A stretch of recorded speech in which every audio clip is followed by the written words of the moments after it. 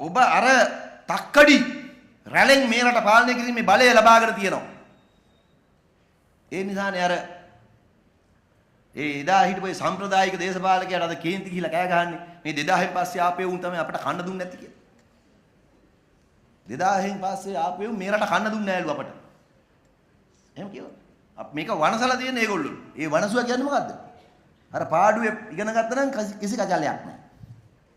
දේශපාලනය නොකර ඉගෙන ගත්තා නම් ඕගොල්ලෝ ශිෂ්‍ය ව්‍යාපාරේ ඒගොල්ලෝ හරිය සතුටුයි. හැබැයි ඕගොල්ලෝ ඇවිල්ලා අරගල කරලා ඒගොල්ලොන්ගේ නේද? හම්බ කරගෙන කාපු එකට පයින් ගැහුවනේ. ඒ ජොබ් එක වෙනස් කරා. වෙනස් කරලා නිකන් ඉන්නේ දැන් ට්‍රාන්ස්ෆෝමේෂන් එකට බහැලා. දැන් ලොකුම ප්‍රශ්නේ ඒගොල්ලන්ට තියෙන්නේ මොකද්ද? නීති ආධිපත්‍ය තහවුරු වෙලා. ඒගොල්ලන්ට හිරේ යන්න වෙනවා. ඒක තමයි ඉවසන්නම් බෑ. මොකද පහුගිය කාලේ ආණ්ඩුව හැදුනම විපක්ෂේ ඉඳලා ආණ්ඩුවට පැන්නම නඩුවත් පනිනවා ආණ්ඩුවට.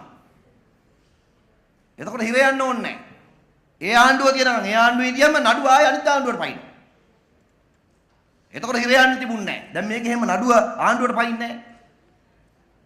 උජ්ජලේ ආණ්ඩුවට ගන්නෙත් නැහැ නඩුව පනින්නෙත් නැහැ. එහෙනම් නීතිය ක්‍රියාත්මක වෙනකොට ඒගොල්ලෝ බයයි.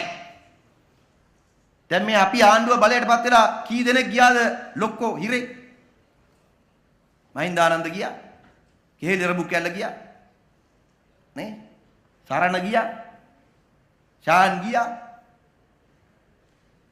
ගියාද ගොඩක් කට්ටිය. අර සුරේස් සලේව ගන්න බෑම කිව්වා. සලේට අත තියන්නේ නැහැ කො සලේ ගත්තොත් උද්‍යංශ කැළඹෙයි කිව්වා. ඒක නිසා වැටයි කිව්වා ආණ්ඩුව. ඔය ගත්තේ. මුකුත් කැළඹිලා නැහැ. දැන් සලේ කැළඹිලා. කන්නේ නෑලු. නේද?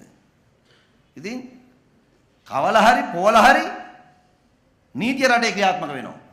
බය වෙන්න එපා. මේ රට හදන්න අපි බලය ගත්තේ වෙන මොකටවත් නෙමෙයි.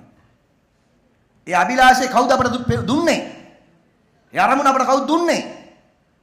අන්න අර පන්ති සමාජයේ ඉඳලම මේ සමාජ ක්‍රමය වෙනස් කරගෙන ඇවිල්ලා අද අපි නතර වෙලා තියෙන්නේ මොකටද?